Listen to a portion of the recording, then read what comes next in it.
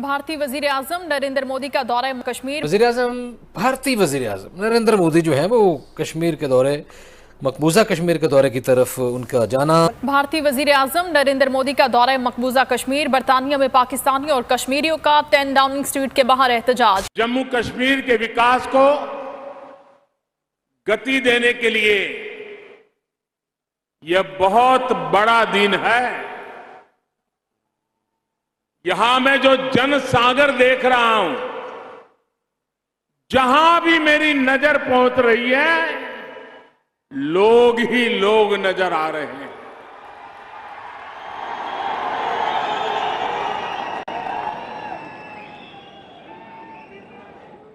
शायद कितने दशकों के बाद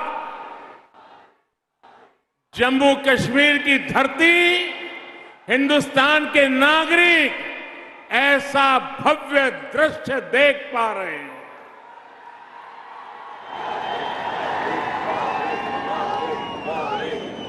ये आपके प्यार के लिए, आपके उत्साह और उमंग के लिए, विकास और प्रगति के आपके संकल्प के लिए मैं विशेष रूप से आज जम्मू और कश्मीर के भाइयों बहनों का आदरपूर्वक अभिनंदन करना चाहता हूं।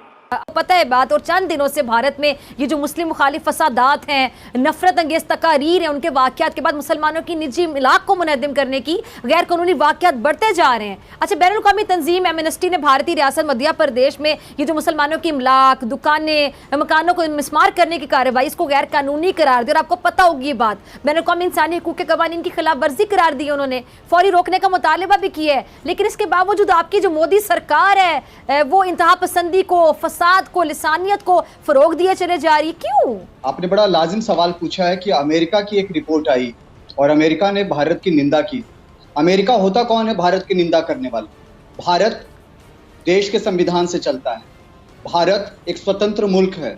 वो पाकिस्तान की तरह पिट्ठू देश नहीं है कि अमेरिका कुछ कहे और उस पर वो रिएक्ट करे। भारत अपना संविधान लेकर के चलता है, स्वतंत्र देश है, गणराज्य है। इसलिए भारत को कोई निंदा करे, कोई कुछ कहे, उससे भारत को फर्क नहीं पड़ता है, क्योंकि भारत संविधान से चल रहा है, नियम कानून से चल रहा है। और जो कोई भी इस देश में गंदगी फैलाएगा, जो कोई भी इस देश में अतिक्रमण करेगा, इनक्रोचमेंट करेगा, उसकी दुकानें तोड़ी जाएंगी, उसका मकान तोड़ा जाएगा। अच्छा, यानी आप कह रहे हैं कि सही हो रहा है जो हो रहा है वहां पे, दुकानें तोड़ी जा रही हैं, मकान तोड़ा, किसी पे जुल्म हो रहा है, तो ये सही हो रहा है? आप इसके साथ एग्री कर रहे हैं? उसके साथ सरकारी जमीन पर कब्जे को आप जुल्म कहेंगे? हम आपके मकान पर कब्जा कर लें, क्या आप मुझे नहीं भगाएंगे? चलें शाह साहब, छोड़ दीजिए। गुलाम मोहम्मद शाह साहब, ये सरकार की जो ये कहानी सुना रहे हैं नीरज, क्या ऐसे मामला ये है? ठीक है, गुलाम मोहम्मद शाह साहब। जी, मैं नीरज जी, पहले तो आपने कहा ना कि अमेरिका होता कौन है। अमेरिका वो है जिसके साथ आप क्वाड में बैठे हुए हैं। अमेरिका वो है कि जिसके सामने नरेंद्र मोदी जी की जुबान से आवाज नहीं निकलती। अमेरिका वो है कि जो आपको एक दफा कॉल करता है तो आप रशिया। मेरी बात सुन लीजिए ना, मैंने धीरज रखिए, मेरी बात अपनी बारी पे जवाब दीजिए। मैंने आपकी बात में नहीं बोला, थोड़ा सा आपकी आवाज नहीं दबाई जाएगी। ये पाकिस्तान है, ये भारत नहीं है। जो लोकतंत्र की आप बात करते हैं ना, मैं आपको बता रहा हूं कि अमेरिका कौन है। दूसरी बात, आप कह रहे हैं ना कि इंक्रोचमेंट हमें नजर आ रहा है। हमें नजर आ रहा है कि सिर्फ मुसलमानों पर, मिनॉरिटीज पे जिस तरीके से आप सलूक कर रहे हैं वो हमें नजर आ रहा है। और डॉक्टर फिजा, मैं आपको एक चीज क्लियर कर दूं, ये अमेरिका रिपोर्ट दे, कुछ भी रिपोर्ट दे, ये पता है इनको 2024 में जो भारत की स्टेट्स में इलेक्शंस होने हैं, वहां पे इनका यही चूरन बिकता है, चाहे वो मध्य प्रदेश हो, चाहे वो गुजरात हो, चाहे वो छत्तीसगढ़ हो।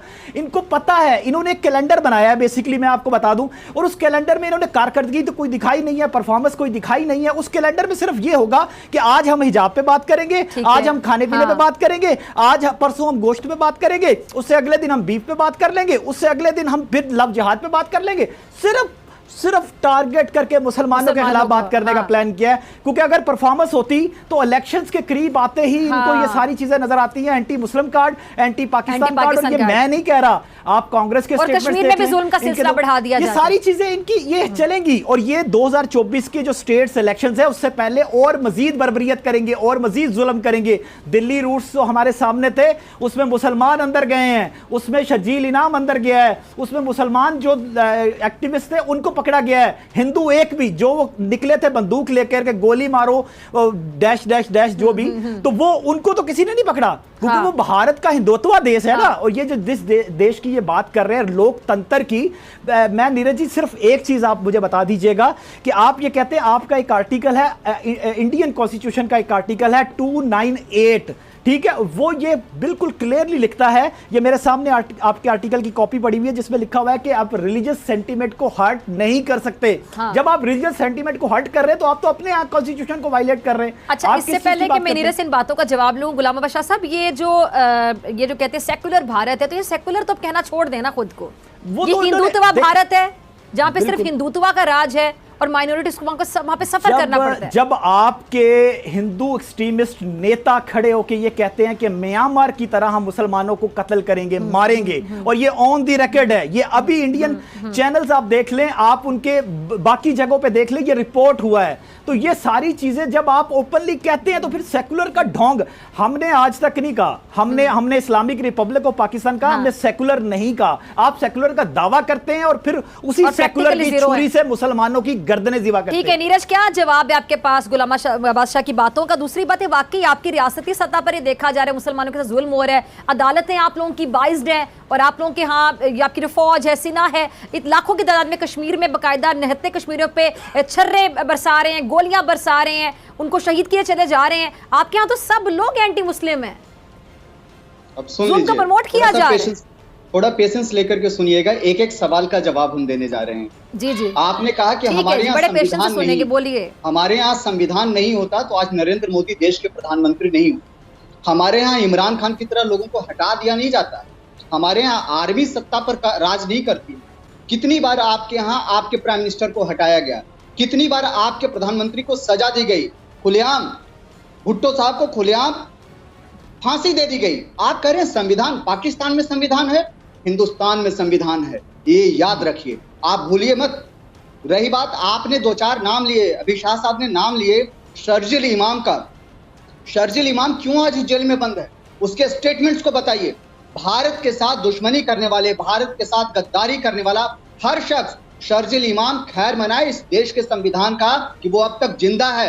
अगर ऐसे लोग पाकिस्तान में होते तो कब कर उसको फांसी पर चढ़ा दिया गया होता। आप बात कर रहे हैं हिंदुस्तान की, हिंदुस्तान को मत समझाइए, मत बताइए कि आप हिंदुस्तान को क्या करना है। हिंदुस्तान जो कर रहा है वो सही कर रहा है। आपने कहा कि मुसलमानों पर जुर्म होता है, आप भूल जाते हैं कि जितने मुसलमान आपके देश में नहीं हैं उससे कई गुना ज्यादा, कहीं ज्यादा इस देश में हैं। 21 करोड़ से ज्यादा मुसलमान इस देश में रहते हैं, आपकी पूरी जनसंख्या भी इसकी आधी से कम है।